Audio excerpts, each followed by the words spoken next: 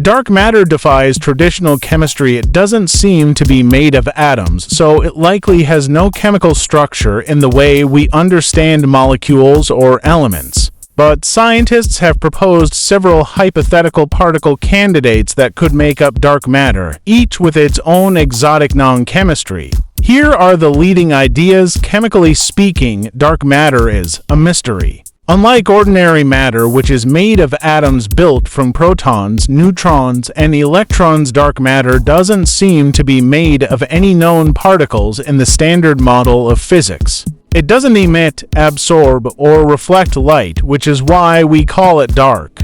But we know it's there because of its gravitational effects on galaxies and galaxy clusters. The leading theories suggest dark matter might be made of exotic particles like WIMPs, axions, or sterile neutrinos. WIMPs, weakly interacting massive particles, are hypothetical particles that barely interact with normal matter except through gravity. Axions are ultralight particles that could be floating through space in vast numbers. Sterile neutrinos are a heavier cousin of the neutrino that doesn't interact via the weak force. Another possibility is primordial black holes. Tiny black holes formed just after the Big Bang could account for some or all of dark matter. So, while we don't yet know its chemical makeup, we're pretty sure it's non-baryonic, meaning it's not made of atoms like everything we see around us. It's like the universe's invisible scaffolding holding galaxies together while staying completely in the shadows. Detecting dark matter is like trying to catch a ghost in a room full of mirrors. It doesn't emit light, doesn't reflect it, and barely interacts with anything. But scientists are getting creative. Here are the main strategies they're using. Direct detection. These experiments try to catch dark matter particles interacting with normal matter. Cryogenic detectors operate at near absolute zero to detect tiny heat signals from dark matter collisions. Liquid noble gas detectors like xenon, Lux Zeppelin, Darkside use liquid xenon or argon to spot flashes of light and ionization when a dark matter particle hits an atom. In case of indirect detection, instead of catching dark matter directly, these methods look for its annihilation or decay products such as gamma rays, neutrinos, or antimatter coming from places like the galactic center. Dark matter bends light from distant galaxies. Gravitational lensing-based detectors utilize this light-bending property of dark matter. NASA's upcoming Nancy Grace Roman Space Telescope will use this effect to map dark matter clumps by analyzing distorted galaxy images like cosmic fingerprints. Roman Space Telescope's gravitational lensing trick.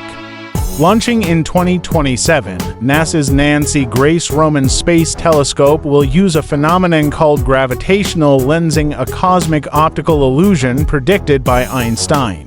Here's how it works: mass-warped space. Massive objects like galaxies bend the fabric of spacetime, causing light from more distant galaxies to curve around them.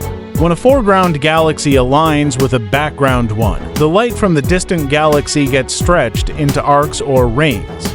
These distortions reveal the invisible mass, aka dark matter, lurking in the foreground. Roman microscope will capture over 160,000 of these lensing events, using them to map the distribution of dark matter clumps as small as 100 million solar masses, an order of magnitude finer than Hubble could manage. By spotting tiny kinks in the arcs called substructure, Roman can test whether dark matter is made of slow, clumpy particles, cold or faster, smoother ones warm. Underground cryogenic lab superatoms. Now for the deep freeze detective work. The super cryogenic dark matter search superatoms is based in Snow Lab, a lab buried to kilometers underground in a Canadian nickel mine. Why underground? To escape cosmic rays and background noise. In particle colliders, physicists at the Large Hadron Collider smash particles together hoping to create dark matter. If energy goes missing in a collision, it might hint at a dark matter particle escaping detection. In 2023, a deep-sea detector called KM3NET recorded an impossible muon, a particle so energetic it might have been created by a dark matter particle from a distant blazar, hinting at a new detection method. Each method is like a different lens on the same invisible puzzle. Want to dive into one of these in more detail, maybe the Roman telescope's lensing trick or the underground cryolabs? Here's how it works. Cryogenic detectors. These sensors are cooled to just above absolute zero to reduce thermal noise. When a dark matter particle hits a nucleus, it creates tiny vibrations, phonons, and ionization signals. The extreme depth and cleanliness of SNOLAB help isolate these rare events from everyday radiation.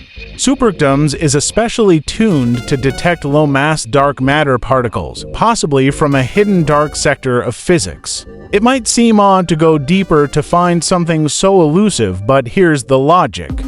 Scientists believe that dark matter is everywhere, including right here on Earth.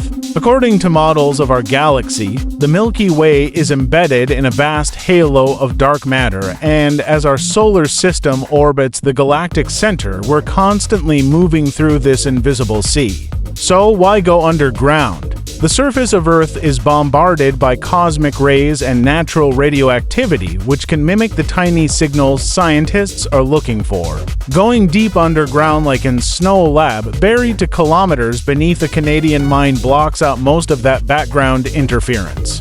It's expected to pass through ordinary matter almost undisturbed. That means it can travel through the Earth and even through you without leaving a trace. But in rare cases, it might bump into an atomic nucleus, releasing a tiny bit of energy. That's what cryogenic detectors are listening for. The combination of extreme materials and cryogenic temperatures creates the perfect environment to catch one of those rare interactions, like trying to hear a pin drop in a soundproof vault. So the depth isn't to trap dark matter, it's to silence everything else. So if dark matter does whisper, we'll hear it.